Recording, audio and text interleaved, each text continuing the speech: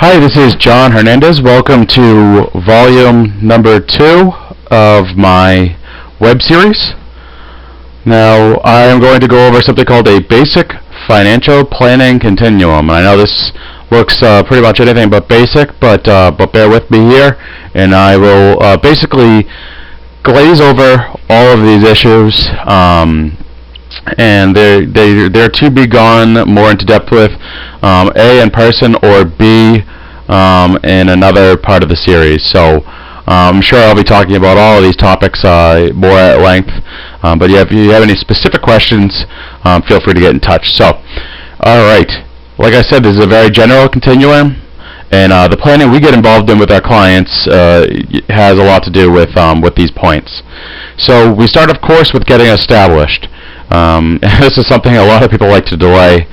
And it's funny, down here I say, generally speaking, the earlier you plan, the more financially efficient you'll be, which I think holds true.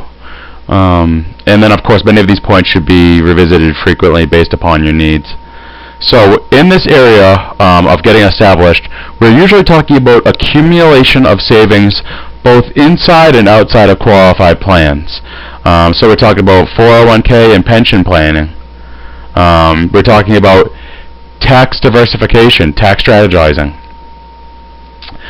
Getting the sense of what kind of investor you are. Are you aggressive? Are you moderate, conservative? And of course, helping you to establish the proper asset allocation according to your risk tolerance. I would say that most advisors will tell you to have 3 to 6 months of income on hand in something safe and liquid, so not stocks. Bank account, something pretty interest efficient. We have some recommendations for that. Everything. Just want to also say, everything in bold on this slide are things that we get involved with. So we'll get involved with establishing proper asset allocation. We'll get involved with establishing a Roth IRA. We'll get involved with helping you save money. And then we ensure that your protection is covered. I want to make sure that you have health insurance. Can't go without that. We don't really want to have you start saving money if you can't cover the basics. Disability insurance through work, life insurance, and disability-proof savings, which is really something people don't know about. But again, I will go further into depth in another series on that. Okay.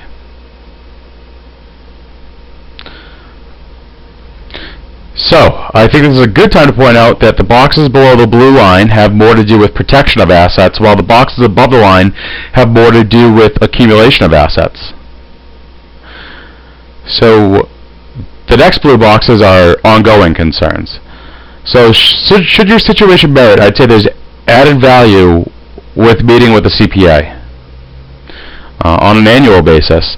And tax laws change so frequently, as do your life circumstances, so a CPA can keep you current on tax situation and tax climate and help you forecast tax shelters and savings in the future. Coordination between your financial services professional and your accountant can be invaluable, and I think that holds true to most of my clients. I recommend that they go be with a CPA. And of course, you will accrue assets throughout your working career in qualified plans, real estate, business interests, investments. We recommend meet annually with an advisor to discuss financial strategies moving forward. And if you change jobs or you're out of work and you have a qualified plan, roll over your qualified plan. Always make sure to be actively managing that or have a person looking at that. Don't let it go, and don't let it stay at your old employer not being actively managed. We recommend always, of course, having that being managed for you. Draft a will and a healthcare proxy. Absolutely. I would go over the importance of that in a later series. Frequently revisit and adjust your insurance needs and objectives. I think that's important. Are you overinsured? Are you underinsured? What changed? Etc., etc.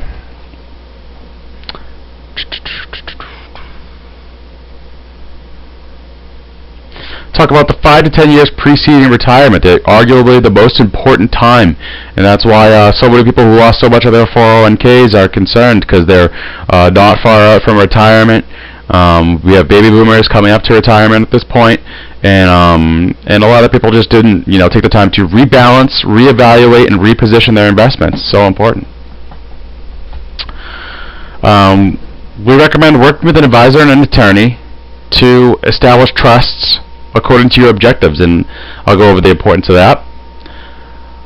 Now we talk about annuitizing capital, and why do I have it in the insurance side of that? Why is an annuity insurance?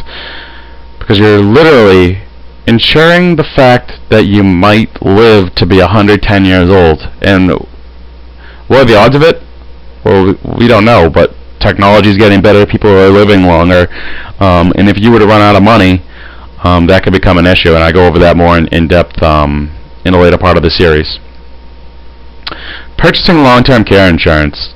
This is important, and it's often overlooked. It's not a pleasant subject, but purchasing long-term care insurance to basically have control about what happens to you as far as nursing home care is concerned.